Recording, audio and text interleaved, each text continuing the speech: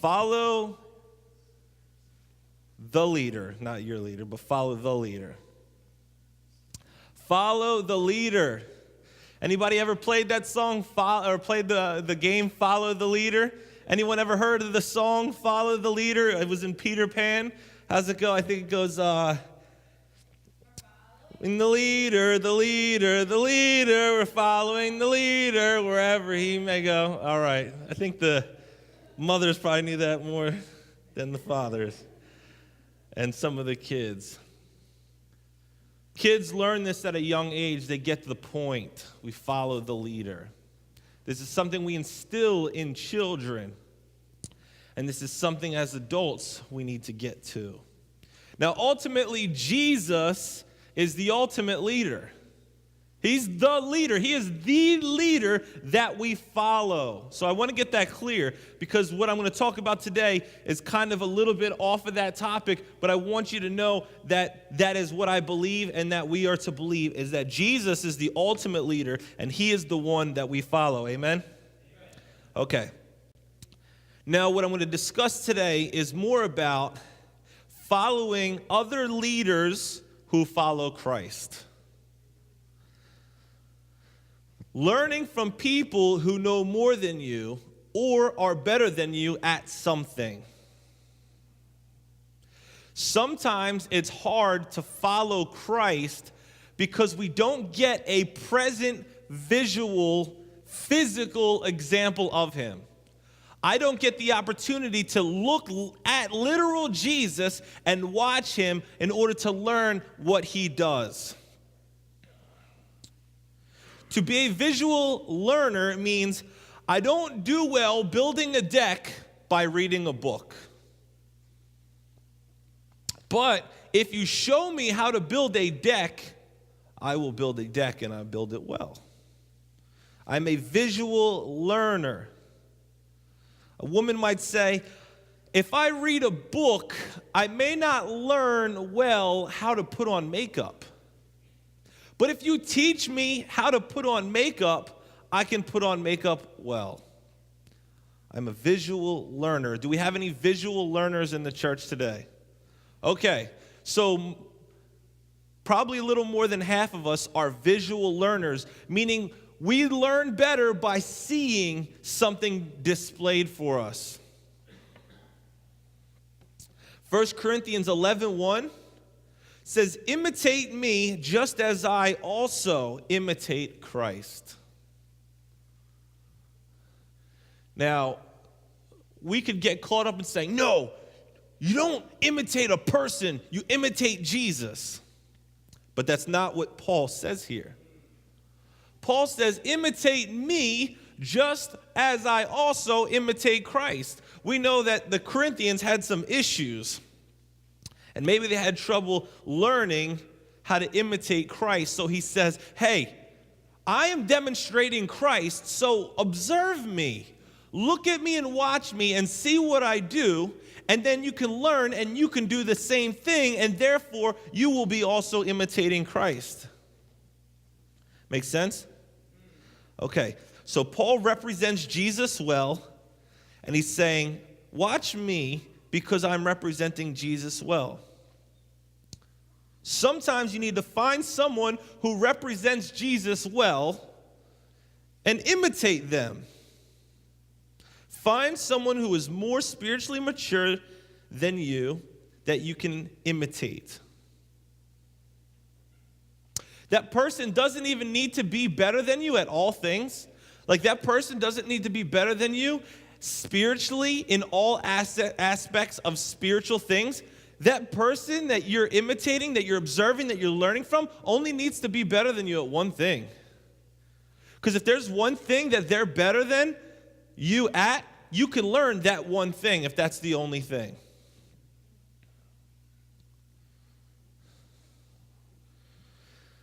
Let's say, for example, John may know more about preaching and teaching than my dad, right? And my dad may know more about raising a family than John. So John doesn't say, well, I know more about preaching and teaching, so I don't need to learn about family from him because I know about preaching and teaching. And he doesn't know about preaching and teaching as well as I do. No, what he says is, hey, Mike, knowing about family isn't my strongest suit. Do you think you could help me in this area? Do you think I can observe you and learn from you and see what you do and why you do it and how you do it? And, even if you want to go this step further and explain to me why you do what you do, then I could learn how to better my family situation. And Mike can say to John, hey, John, one of the things that I'm called to do is to teach. And I don't teach as well as you teach. Do you think that you could teach me how to teach the way that you teach? Could I observe you? Can I see what you do and know why you do it? And could you explain that to me? Even though I know, I don't want to offend you, but I know that you don't have to say this, but you're thinking this in your head. I know that you don't know as much about family as I do. But I've already got that down pat, so I don't need your help there. What I do need help with is teaching. Will you teach me to teach better?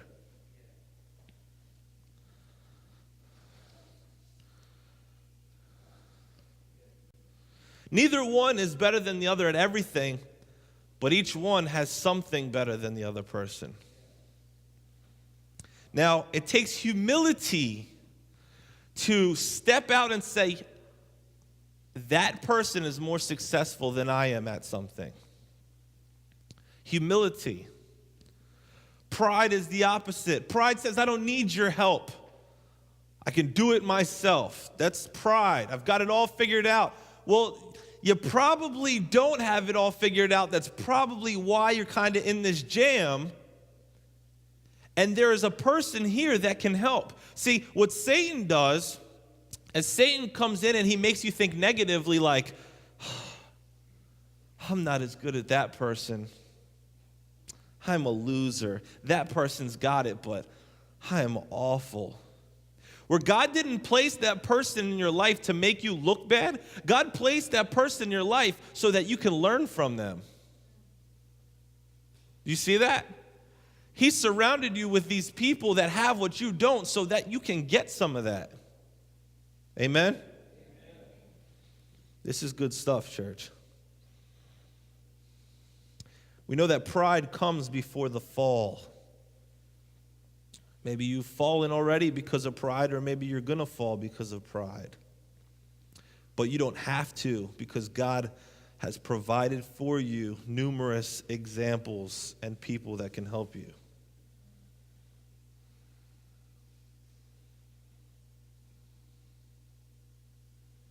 If a person refuses to help, but you know that they have what you need, just ask them if you can watch. Can I just watch you? I don't want you to think of being creepy or weird or stalking you or anything, but I just want to observe you and why you do that and how you do that. And if you're the person that's being asked, hey, can I learn from you?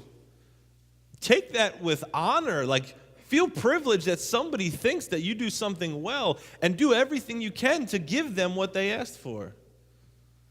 Do you know that even with men, a lot of times, men actually really enjoy that? I know I'm not sure about women because I don't really ask women how to put on makeup and things like that, But men really enjoy that. Like, if I have a conversation with Susie's dad, like, he is thrilled at the idea if I said, hey, can you teach me how to fix that?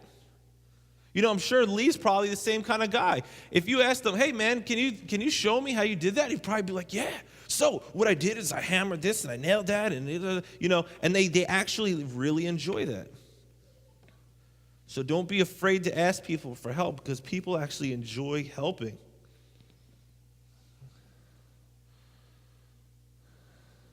Know that they do what they do and they got it right for a reason. There's a reason why somebody's got something right. And that's why you want to ask them.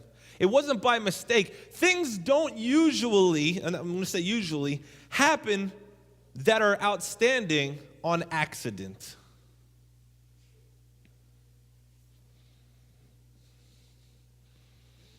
unless you're Joshua.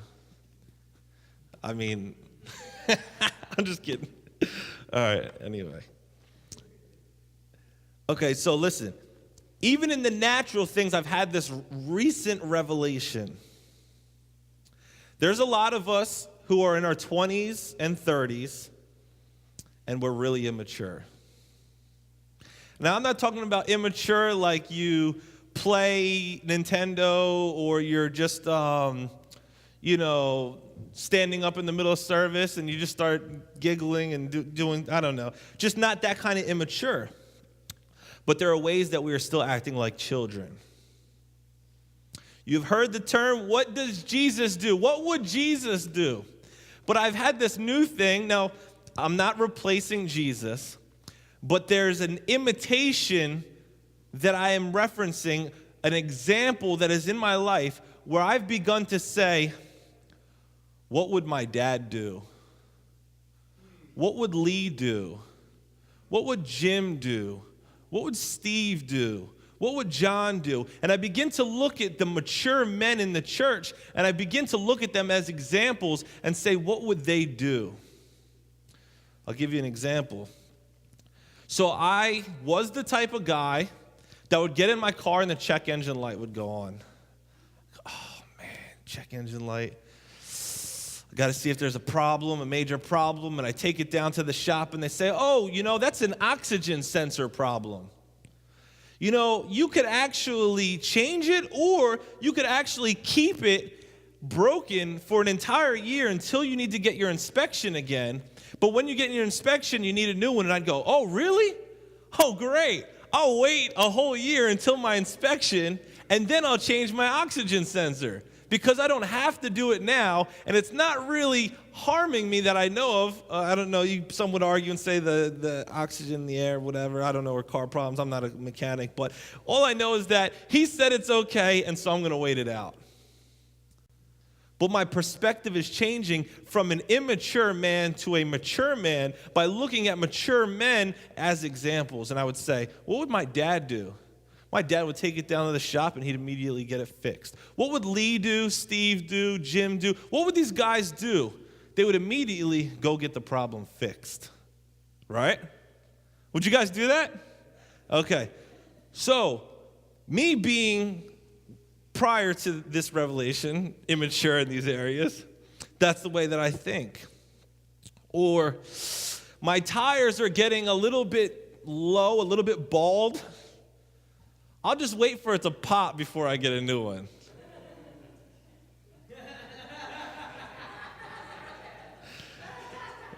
I'm confessing all my sin today. That was the way that I would think. But I'm not thinking that way anymore, although I am wrestling with the tire thing, because tires are a lot of money, but the worst is that the money is there and you still don't want to do it. It's being immature, not taking care of my stuff. Us younger people are not so young anymore. When you hit 20s and 30s, you're not young. You're not a child. You're not a teenager. In fact, you're no longer even a young adult. You are a grown man. So at this point, or a grown woman, women are included, at this point, we have to do two things. As I'm going to just say the younger people so we can define the two for now. We have to stop saying the older people, they're the adults, they're the grown-ups. And us in our 30s are the younger people who are not adults yet.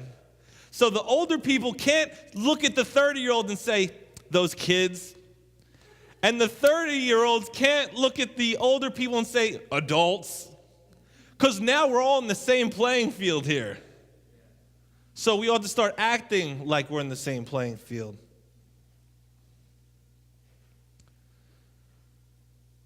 This is a heavy revelation, guys, at least for maybe us younger people.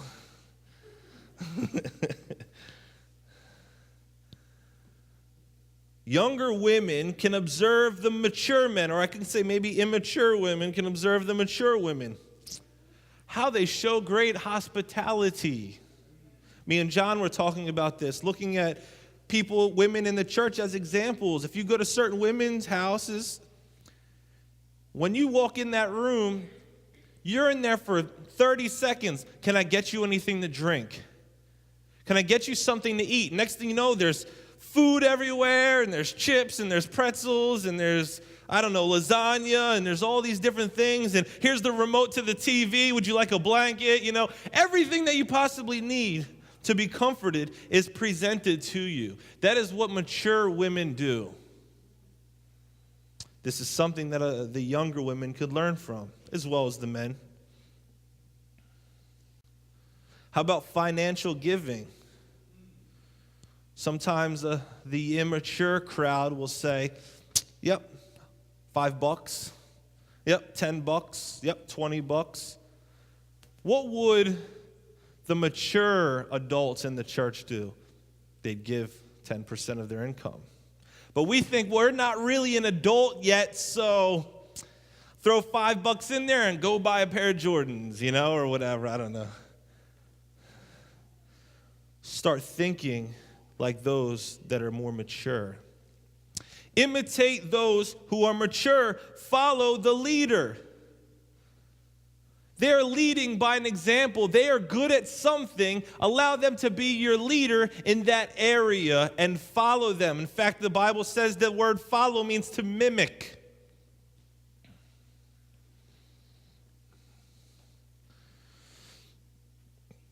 A leader is one who can lead you. They don't have to be great at everything. They have to be great at something. Something that they are better than you at. Paul urges people to follow Timothy, who was a teenager. So age doesn't mean anything. Paul says, follow Timothy. When we read about Timothy, Timothy is a teenager. And he's telling adults and grown men and all these people, hey, follow this guy. Could you imagine how they must have felt? The humility that they must have had and the pride that needed to be squashed in order to follow and mimic a teenager? How would we do with that today?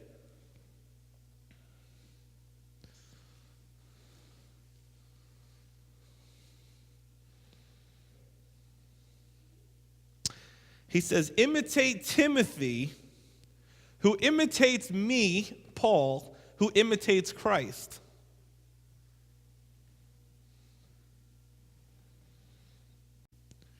Do not look down on him because he is young. Don't look down on others because they are young. Recognize that young people have gifts as well. They have abilities, talents, gifts, and so forth. Just as I'm encouraging the younger men to imitate the older men, or younger people to imitate the older people imitate the younger people. There may be something that they are good at. Let's look at 2 Kings 2, verse 1 to 15. This is amazing, so pay close attention. And it came to pass, when the Lord was about to take up Elijah into heaven by a whirlwind, that Elijah went with Elisha from Gilgal. So we have Elisha following Elijah. Why? Because Elisha knew that Elijah had something he wanted. Elisha followed Elijah because Elijah had something that he didn't have. And he said, I want it. So what am I going to do? If I don't have something and I know I'm supposed to have this thing, what am I going to do? I'm going to go get it. Sometimes we realize that we don't have something that we should have, and we go, go about my day. Oops, sorry. All right, yep, have my drink. And we go about life. If there's something that you don't have, that you need, go get it. How are the kids doing in here? The kids getting this? Do you guys get this? Where's our kids? Okay, kids. Is there somebody that knows more than you about something? How about your teacher? Does your teacher know more than you? So do you go to school so that you can learn from your teacher? You do, right? Why? Because they know more than you, right? Exactly. So who's better to learn from than somebody who's smarter than you, right? Do you think that I know more than you about God? So do you come to church to learn from me about God? You get this, right? All right. So the children are getting this. This is amazing. So anyone can understand this. Then Elijah said to Elisha, "Stay here, please, for the Lord has sent me on to Bethel." But Elisha said, "As the Lord lives, as your soul lives, I will not leave you." So they went down to Bethel. So here is Elisha and Elijah. Elisha is following Elijah wherever he goes, observing all things that he does. And Elijah says, "Hey, look, I'm going to go over here. You just stay put." Elisha says, "No, I'm not going anywhere. I will follow you to the end. I'm going to follow you as long as I need to follow you in order to get what I need."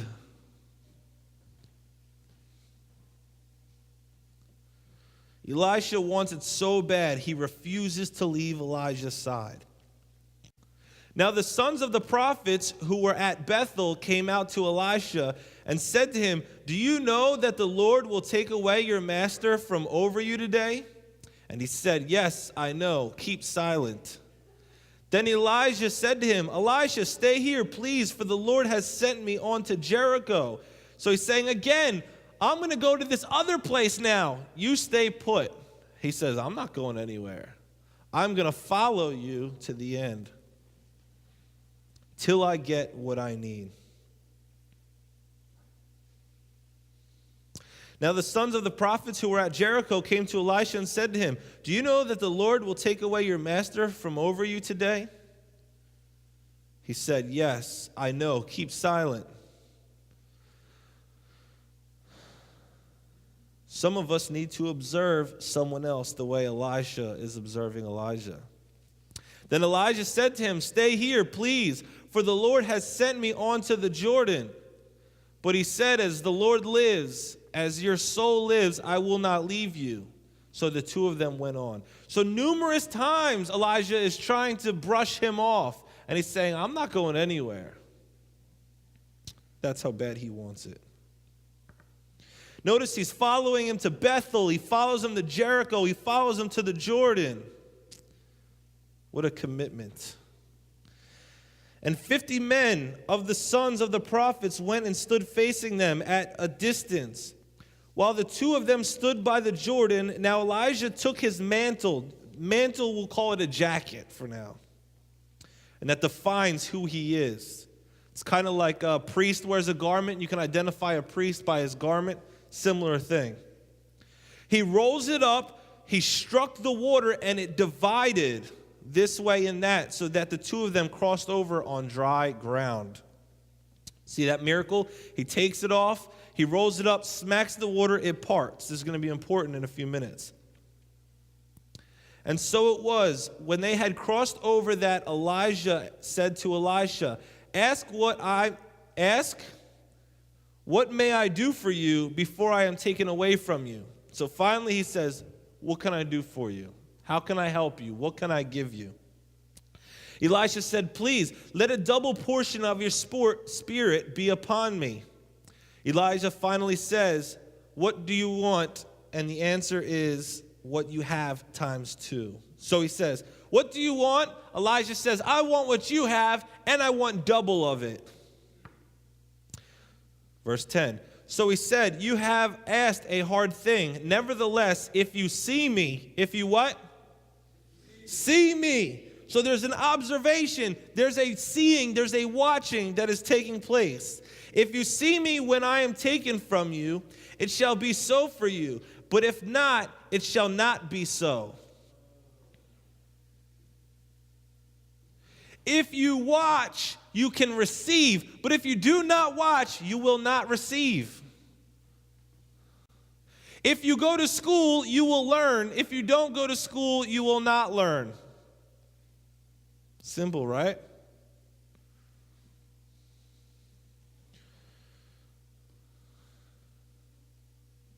Then it happened as they continued on and talked that suddenly a chariot of fire appeared with horses of fire and separated the two of them, and Elijah went up by a whirlwind into heaven. So how awesome is that? Through his commitment, he's getting to witness such amazing things. He's witnessing miracles. He's witnessing a chariot of fire actually scoop him up and take him into the heavens. Through his commitment, he gets to see things that he wouldn't see if he only spent a little bit of time with them, or that he saw him only on church. At church on Sunday, these things, there's more. When you go deeper into somebody's life and you begin to observe greater details over greater periods of time, you get to witness and be a part of things that you wouldn't get otherwise.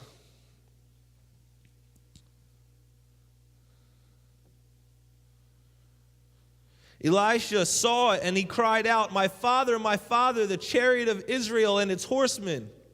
So he saw him no more, and he took off his own clothes and tore them into two pieces. Something interesting with that is I realize there's two things. One is the agony of losing the one he's been observing. The other one is he's also ripping apart his old image, his old self, the old ways of doing things, and he's letting go of that in order to put on something new. And what does he put on? He also takes up the mantle of Elijah that had fallen on from him, and went back and stood by the bank of the Jordan. When he put on the new, he was saying, I am now taking the place of that person. I am now taking and receiving all that they had plus some. I am now wearing the spirit of Elijah. Last time I watched Michael Harms preach, I said, that guy looks like me up there.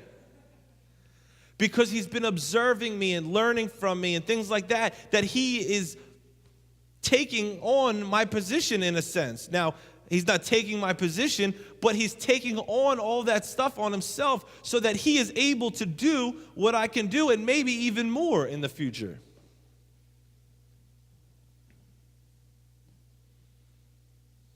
Now watch what happens. Then he took the mantle of Elijah that had fallen from him, and he did what? He struck the water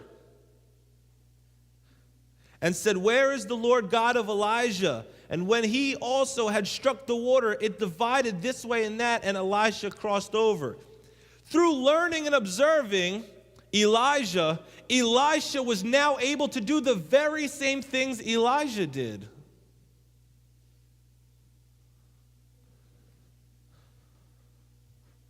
Michael didn't know how to preach, but Michael can do now the very things that I can do. Why? Because he took the time to observe. He took the time to learn. He asked questions. He spent time with me. He was so devout to being an Elisha, that he said, I'm going to move in with you.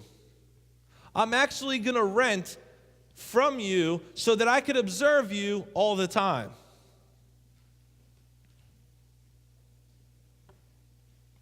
Now, some of you aren't going to move in with me or somebody else, but the idea of learning, observing, spending time, asking questions, being willing to learn, to be corrected, and things like that, these are things that we want to do.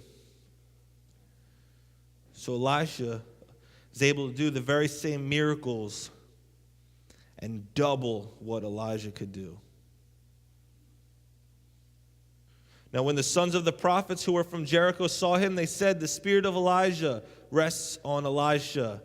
And they came to meet him and bowed to the ground before him. They could recognize it. They said, you must have been with that man, Elijah.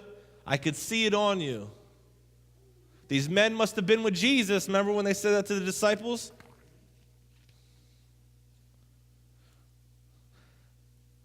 We talked about things in the natural, about observing those who are more mature. Now, what about the spiritual? Observe those who are more mature at something spiritually. Who prays better than you? Imitate them. Who does God use to heal more than you? Imitate them. Who teaches better than you? Imitate them. Who studies better than you? Imitate them. Who hears from God better than you? Imitate them. Who talks to people about God more than you? Imitate them. Ask questions. Begin to dissect their life and find out how they got what they have. What did they receive? Why is this person growing so much? Why is this person growing so fast? I should be growing this fast. I should be changing this much.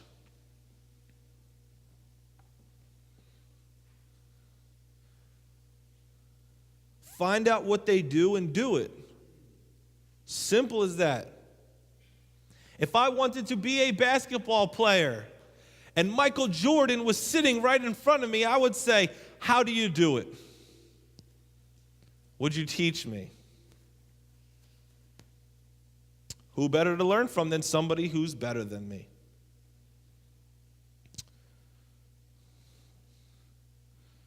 But maybe we sit home and we watch the TV. I don't know if there's any sports fans here. I know Joe is. And, maybe Joe watches the TV and he plays coach. He says, come on, guys, what you should have done was play this and do that and stuff. When the reality of it is they know more. So we actually need to learn from them. But oftentimes we'll view people and we'll try to coach them when really they should coach us.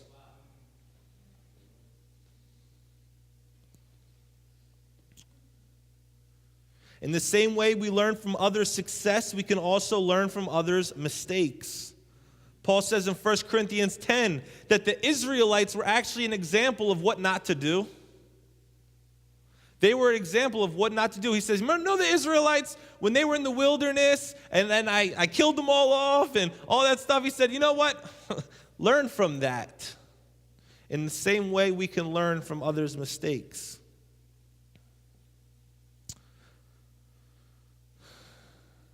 Why do nations fall? We can learn from them. Why do churches crumble? We can learn from them. Why are things going wrong in certain areas of our life? We can learn from others' mistakes and we can learn from our own mistakes. Insanity is to do the same thing over and getting the same result. Or it's doing the same thing expecting a different result. Does that make sense? That's insanity. It's insane. Loco.